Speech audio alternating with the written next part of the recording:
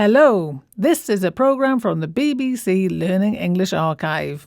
It was first broadcast in February 2007 on the BBC Learning English website. We do hope you enjoy it.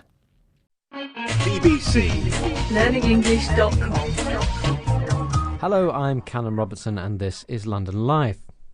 They are something of a British institution. They have their own specialised vocabulary and there are over 6,000 of them in London alone. What am I talking about? Well, it's the good old pub, of course.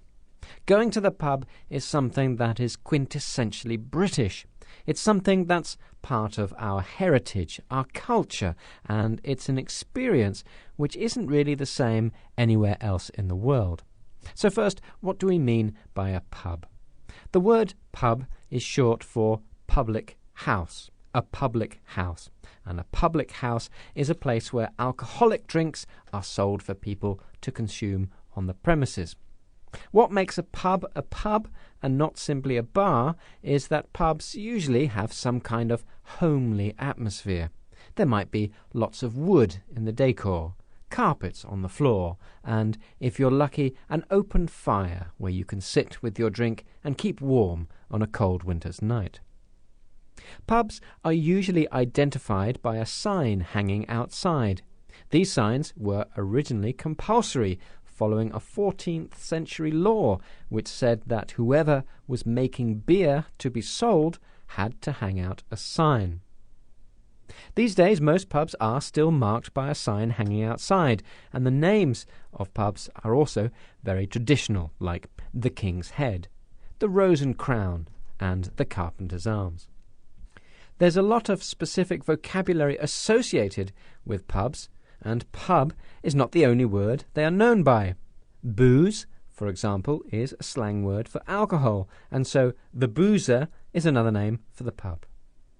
A pub that you regularly go to you call your local, and in your local you are known as a regular.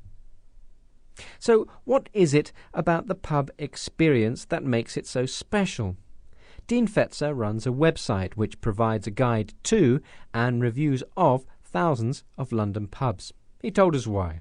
Well, it's about the whole package. It's about the environment, the atmosphere, the people who work in the pub, the people who visit the pub, and the beer is important, but it's not the ultimate part of the experience. It's about how you find the pub. So, according to Dean, it's not the beer that's most important about going to the pub. It is important, but it's not the ultimate part of the experience. And that is the overall atmosphere and environment, the people who are there and the people who work there. It makes it all a very social and enjoyable experience. Listen again. Well, it's about the whole package. It's about the environment, the atmosphere, the people who work in the pub, the people who visit the pub, and the beer is important, but it's not the ultimate part of the experience. It's about how you find the pub.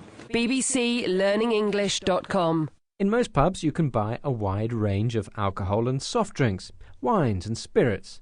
But because most pubs have a connection with breweries, companies that brew or produce beer, this is the main product sold. There are many different kinds of beers and lagers.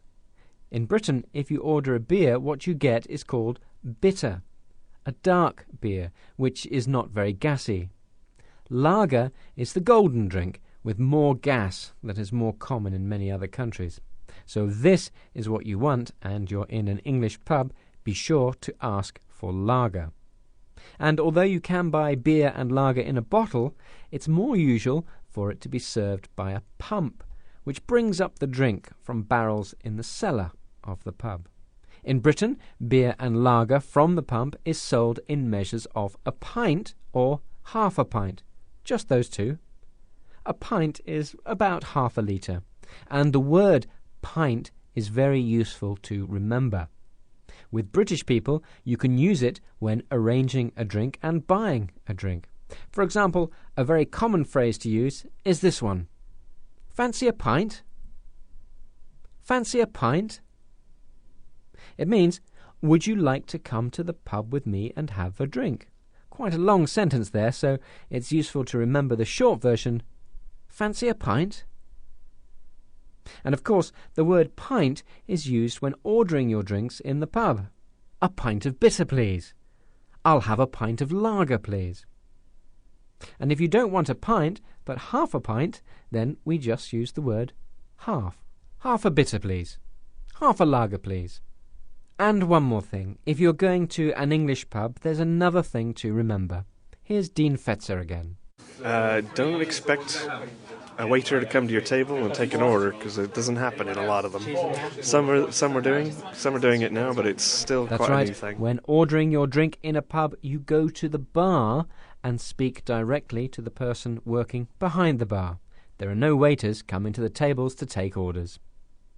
Well, that's all from this edition of London Life, and I must admit I'm feeling a bit thirsty now. Anyone fancy a pint? BBC LearningEnglish.com